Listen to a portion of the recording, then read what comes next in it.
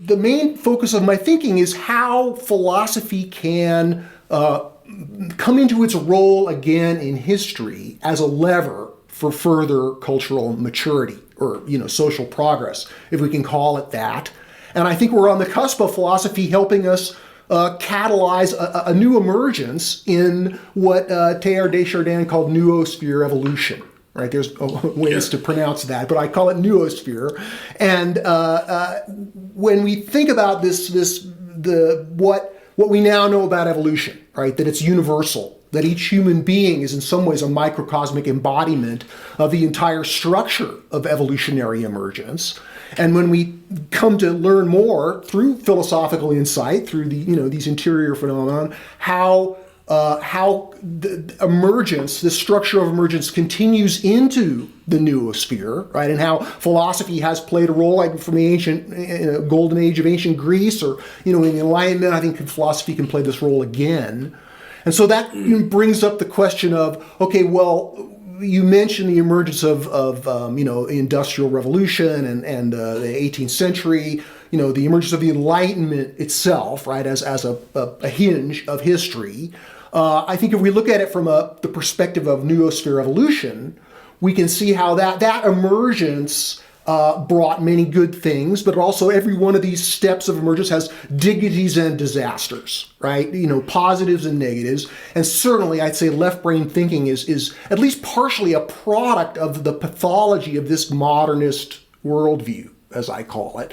And so one of the central tasks of philosophy in our age is to help our civilization, at least, the culture of the developed world, emerge beyond this left brain trap we found ourselves in, which you so elegantly describe, right? I mean, and if we became overly focused on the left as a result of the emergence of modernity and a step of cultural evolution, then focusing on the next step that can reclaim the right, the master can rein in the emissary.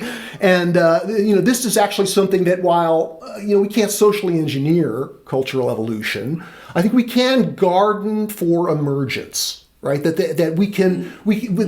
as I'm talking about in this forthcoming book, there's like new truth, science, the science of neurophysiology, the science of evolution, they're delivering all kinds of new truths which have been, in a sense, held outside the membrane of physicalism.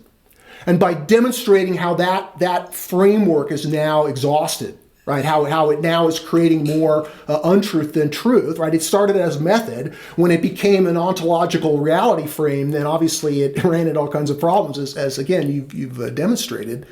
So this question of what comes next, I think when we look at noosphere evolution, we can see that in certain ways, that modernity is already in the process of being transcended by what we frame as progressive postmodernity.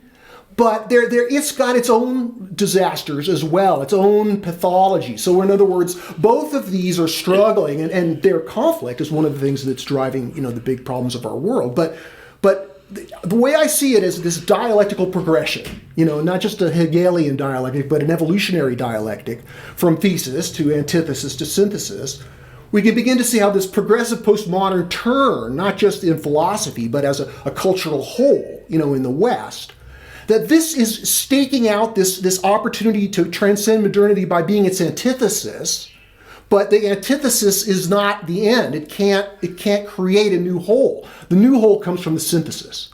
And the next step, this postmodern, if you'll pardon the term, step of cultural evolution, catalyzed by the new philosophy that you represent, and I'm trying to represent as well, that this actually can lead to a cultural synthesis wherein not only can we transcend left-brain thinking, but we can also re-include the dignities of all these cultural stages or steps, like the traditional, so many values in traditional culture that we've been alienated from, that we need, and we need to carry those forward. And the way to carry them forward is to tease apart the dignities from the disasters and include the best, transcend the worst in this synthetic move driven by this philosophical understanding of the good, the true, and the beautiful.